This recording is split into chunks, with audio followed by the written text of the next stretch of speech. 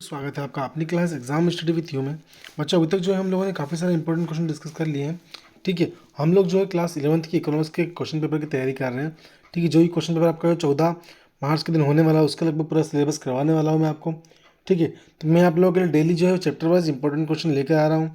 तो आज मैं आप लोगों के लिए जो है वो चैप्टर 2 के कुछ इंपॉर्टेंट क्वेश्चन लेके आया हूँ। तो अगर क्लास में नए हैं तो प्लीज़ क्लास को लाइक जरूर कर लें। ठीक है, साथ ही साथ चैनल को सब्सक्राइब करना ना भूलें, क्योंकि अगर आप लोग चैनल को सब्सक्राइब नहीं करेंगे तो आपको जो है वो नोटिफिकेशन नहीं आएगा। और साथ ही साथ बेल आइकन को जरूर प्रेस आप लोग कर लें। ठीक है, देखिए चैप्टर 1 का पहला क्वेश्चन हम लोग का है कि प्राथमिक समंक किसे कहते हैं। तो देखिएगा, मेरी बात सुनिएगा, प्राथमिक समंक होते क्या हैं आपके, है ना। देखिएगा, हमने कल पढ़ा था कि समंक किसे कहते हैं, हम उसे बोलते हैं सांख्यिकी। ठीक है, तो देखिए सांख्यिकी में आंकड़े होते हैं, है ना। सांख्यिकी में क्या होते हैं, सांख्यिकी में आंकड़े होते हैं। हम लोग आंकड़े मतलब मान लीजिए कोई भी ABCD हो गया, फिर मान लीजिए कोई भी डाटा हो गया 2 3 4 5 6 करके, है ना।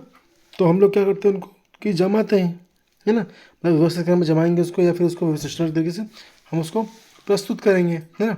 देखिए प्राथमिक समंक में क्या ना होता है कि प्राथमिक समंक में हमको प्राथमिक समंक से ऐसे समंकों से जो अनुसंधानकर्ता द्वारा स्वयं एकत्रित किया जाता है। मतलब जो शोध करता है, मान लीजिए अगर मैं आपको पढ़ाना चाहता हूँ तो मुझे खुद आपके लिए डाटा तैयार करना पड़ेगा।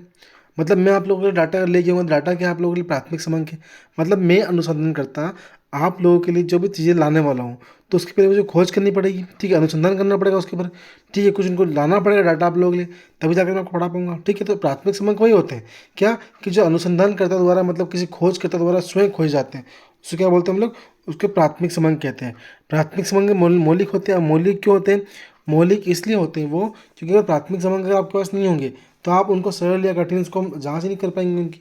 ठीक है, तो क्या बोल रहा है देखिएगा, कि क्योंकि वे समंक नए सिरे से एकत्र किए जाते हैं, है ना। उदाहरण के लिए किसी फैक्ट्री में श्रमिकों के दैनिक खर्च से संबंधित समंक एकत्रित करने होते हैं। मतलब एक दिन का व्यक्ति का खर्चा कितना है पूरी फैक्ट्री का। ठीक है, पर व्यक्ति एक दिन का एक फैक्ट्री में खर्चा कितना है। ठीक है, इन सब की जानकारी हमें कहीं मिलती है, प्राथमिक समंकों के अंतर्गत हम लोग को इसकी जानकारी प्राप्त होती है। ठीक है, आगे बढ़ता हूँ, देखिए मैं आपको अगला क्वेश्चन क्या बोल रहा है हम लोग का, ध्यान दीजिएगा कि प्राथमिक समंक के संग्रहण हेतु कोई 2 स्रोतों के नाम लिखिए। ठीक है, तो देखिए क्या बोल रहा है, पहला तो है प्रत्यक्ष व्यक्तिगत अनुसंधान। मतलब प्रत्येक एक एक व्यक्ति का अनुसंधान किया था, मतलब कितने कितने व्यक्ति के पास कितना जो है वो प्राथमिक कार्य होता है। ठीक है, वो कितना कार्य में संलग्न है, उसे आय कितनी, उसका व्यय कितना है।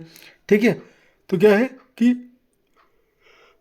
प्राथमिक समंक में हम लोग है ना, प्रत्येक व्यक्ति की जो है वो उसमें करते हैं, समंक का डाटा हम लोग प्राप्त करते हैं, है ना। दूसरा क्या बोल रहा है कि समंकों द्वारा प्रश्नावली भरवा कर सूचना प्राप्त करते हैं। मतलब कितना डाटा किसके पास आया है, कितना डाटा किसके पास जो है वो पूर्ण हुआ है, कितना पूर्ण नहीं हुआ है। ठीक है, उन सबकी जानकारी में मिलती है, प्राथमिक समंक मिलती है ना। तीसरा क्या है, तृतीय द्वितीयक समंक से क्या आशय है। द्वितीयक समंक से आशय ऐसे समंकों से जिनका संकलन किसी अन्य व्यक्ति या संगठन द्वारा हो चुका होता है।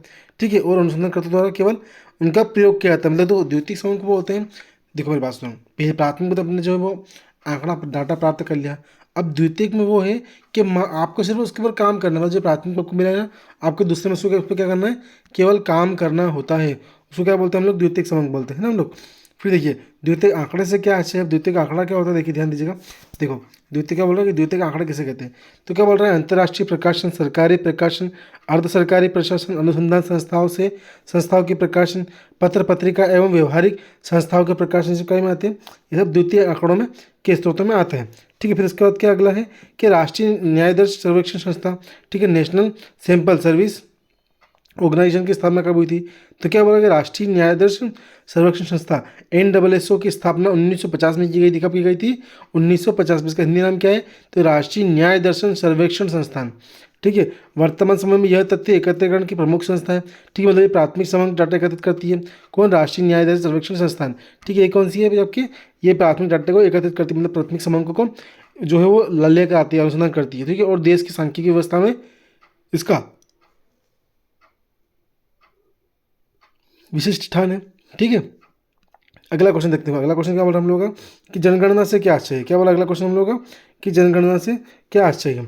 क्या बोला, भारत में प्रथम विविध जनगणना कब हुई। देखिए, तो संयुक्त राष्ट्र संघ UNO के अनुसार जनगणना से आशय एक सुनिश्चित समन्वय, देश या एकत्र में रहने वाले सभी व्यक्तियों के संबंध में जनसांख्यिकीय अर्थात आर्थिक एवं सामाजिक तथ्यों के संकलन, संपादन एवं प्रकाशन कराने की संपूर्ण प्रक्रिया से। ठीक है, मेरी बात सुनेगा, कुछ नहीं है, प्रत्येक व्यक्ति को अंक में लाना। जनांकी की मतलब क्या होता है कि प्रत्येक व्यक्तियों को काउंट करना, उसको हम क्या बोलते हैं, जनसंख्या बोलते हैं, जनगणना बोलते हैं, या जनांकी की भी उसको कहते हैं हम लोग। ठीक है, फिर क्या बोल रहा है, भारत में पहली जनगणना सन 1872 में आयोजित की गई थी, परंतु इस जनगणना में अनेक त्रुटियां थी, मतलब बहुत सारी गलतियां हुई थी, बहुत सारी कमियां देखने को आई थी। इसलिए सन 1881 की जनगणना को भारत की प्रथम विविधता जनगणना माना जाता है। मतलब देखो, देश की प्रथम जनगणना कभी थी, देश की प्रथम जनगणना हुई थी 1881 में। कब हुई थी? 1881 में। ठीक है, देखिए हम लोग आप लोग शॉर्ट क्वेश्चन जितने थे लेके आए हैं आज लोग। ठीक है, अब मैं आप लोग के लिए जो है कल लॉन्ग क्वेश्चन ले जाऊँगा इस चैप्टर के। तो प्लीज़ अगर आप लोग चैनल पर नए हैं तो प्लीज़ चैनल को लाइक जरूर कर लें। ठीक है, चैनल को सब्सक्राइब करना ना भूलें आप लोग। ठीक है, थैंक यू सो मच।